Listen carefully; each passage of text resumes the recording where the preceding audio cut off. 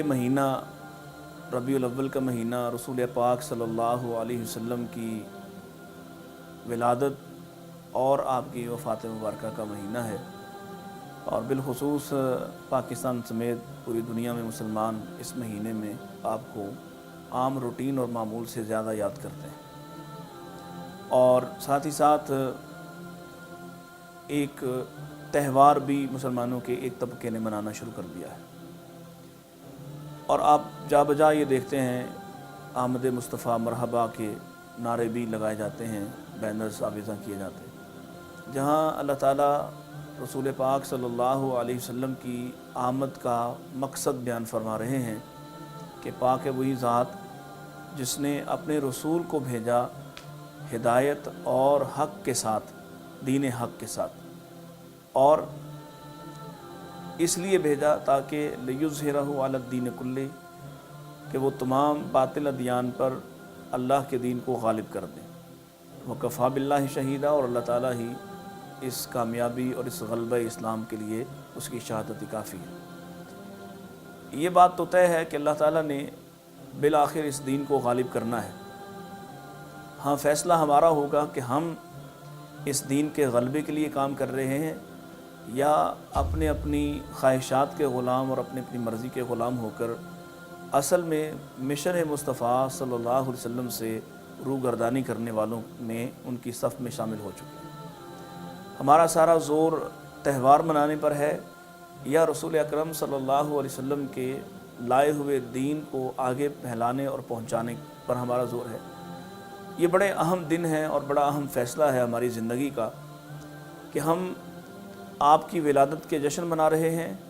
اور ہر سال جشن منانے کے بعد ہم آپ کو بھول جاتے ہیں، یا جس مقصد کے لیے اللہ نے اپنے نبی کو بھیجا اس مقصد کی تکمیل کے لیے، جس کو آپ ہمارے سامنے بڑے واضح اور بینات کے سامنے ساتھ رکھ کے گئے ہیں، اس مقصد کی تکمیل کے لیے ہماری کیا کوشش ہے، کیا کاوش ہے، کیا محنت ہے۔ اللہ کے رسول صلی اللہ علیہ وسلم کے ساتھ حق بھی ہے اور آپ کے ساتھ ہدایت بھی ہے، لہذا ایک بات تو یہ ہے کہ آپ کا راستہ چھوڑ کر نہ ہدایت مل سکتی ہے اور آپ کا راستہ چھوڑ کر نہ ہی دین حق کو اختیار کیا جا سکتا ہے۔ اس تہوار کے موقع پر بھی ہمارے ہاں بہت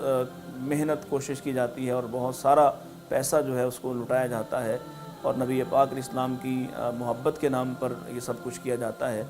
میری گزارش یہ ہے کہ آپ ذرا سوچئے کہ آپ کے چاروں طرف رہنے والے بے شمار لوگ جن کے لیے رسول اکرم صلی اللہ علیہ وسلم کا اسوہ حسنہ موجود ہے، کہ آپ تو اپنے گھر میں کھانا پکاتے ہوئے اپنی بیگم کو، اپنی بیوی کو، اپنی اہلیہ محترمہ سے کہتے ہیں کہ گھر میں اگر کھانا پکے تو کچھ زائد اس میں پانی ڈال دینا تاکہ تم ہمسایوں کو بھی کچھ کھلا سکو۔ اسی طرح سے آپ اپنے رشتہ داروں کا خیال رکھنے والے، آپ اپنے عزیزوں کا خیال رکھنے والے، آپ گلی محلے کا خیال رکھنے والے، آپ بستی اور شہر کا خیال رکھنے والے،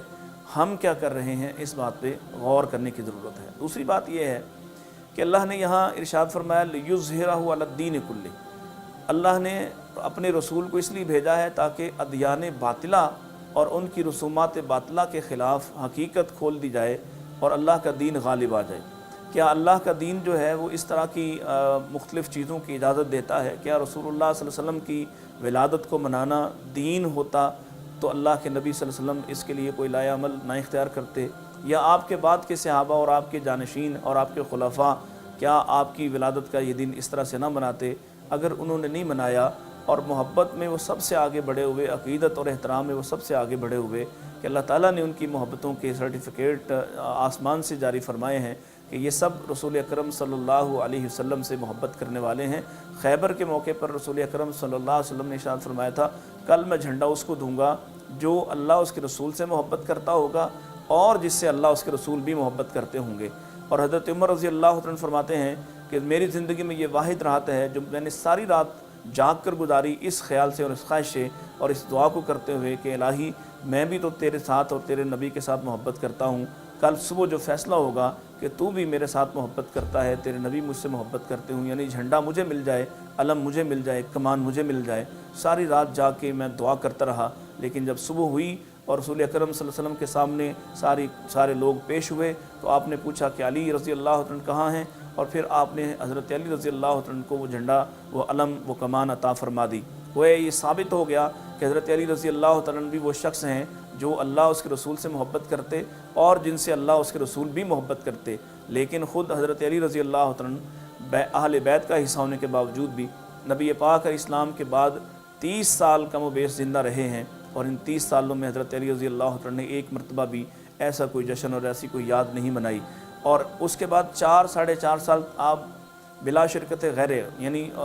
امیر معاویہ رضی اللہ عنہ کے ساتھ اختلاف ہونے کے باوجود بھی آپ حکومت کے ایک ریاست کے ایک بہت بڑے حصے پر آپ کی امارت، آپ کی خلافت کا سکہ چلتا ہے، لیکن آپ نے کوئی ایسا حکم جاری نہیں فرمایا کہ یہ دن منایا جائے اس طرح سے جیسے آج ہمارے ہاں منانا جائز اور روا ہو گیا ہے، اور نہ منانے پر طرح طرح کے بینرز آویزہ کیے جاتے ہیں، جن میں سے ایک بینر پہ لکھا ہوتا ہے سوائے ابلیس کے جہاں میں سبھی تو خوشیاں منا رہے ہیں۔ گویا آج مقصد امتی کا یہ ہوا کہ وہ اللہ کے نبی صلی اللہ علیہ وسلم کی ولادت کا دن سال بعد مناتا ہے اور اس کے بعد سارا سال بھول جاتا ہے۔ یہ ہے مقصد آپ کے آنے کا، یا آپ کی آمد جو آمد مصطفیٰ جو یقیناً مرحبا ہے، کیا اس کا مقصد یہ ہے کہ اس مخصوص دن پر آپ کو یاد کر لیا جائے، اس مخصوص دن پر آپ کے لیے جلسہ کر لیا جائے، اس مخصوص دن پر آپ کے لیے جلوس نکال لیا جائے، کچھ جھنڈیاں لگا دی جائیں، کچھ جھنڈے لہرا دیے جائیں، اور پھر سارا سال آپ صلی اللہ علیہ وسلم کی بات کو نہ مانا جائے؟ نبی کریم علیہ السلام تو ارشاد فرماتے ہیں من اطاعنی فقد دخل الجنہ ومن عصانی فقد ابا، جو میری بات مانے گا، جو میری اطاعت کرے گا وہ جنت چلا جائے گا، اور جو میری نافرمانی کرے گا اصل میں وہ جنت جانے کا انکار کرنے والا ہے۔ تو کیا رسول اکرم صلی اللہ علیہ وسلم کا یہ مقصد تھا؟ ہرگز نہیں، بلکہ آپ کے مقاصد کیا ہیں؟ اللہ تعالیٰ قرآن مجید میں ایک اور جگہ ارشاد فرماتے ہیں، اور یہ قرآن مجید کا سب سے خوبصورت ترین جملہ ہے جس میں اللہ اپنے احسان عظیم کا تذکرہ کرتے، احسان عظیم کو جتلاتے ہوئے نظر آتے ہیں۔ لَقَدْ مَنَّ اللَّهُ عَلَى الْمُؤْمِنِينَ إِذْ بَعَثَ فِيهِمْ رَسُولًا، ہم نے ایمان والوں پر ایک احسان فرمایا ہے، مومنوں پر احسان فرمایا کہ ہم نے ایک رسول کو ان کی طرف مبعوث فرمایا ہے، یتلو علیہم آیاتہ، جس کا مقصد آنے کا یہ ہے کہ وہ ان پر اللہ کی آیات کو تلاوت کرتا ہے۔ تلاوت کا مطلب کھول کر بیان کرنا ہے، اللہ کے دین کو ایک ایک جز کے ساتھ کھول کر بیان کرنا ہے، اور نبی اکرم صلی اللہ علیہ وسلم تو اس قدر کھول کر بیان کرنے والے بن کر آئے کہ آپ فرماتے ہیں میں تمہارے والد کی طرح ہوں، اور میں تمہیں سکھانے آیا ہوں، میں تمہیں تعلیم دینے آیا ہوں، لہذا تم آج کبھی بھی ایسا نہ ہو کہ تم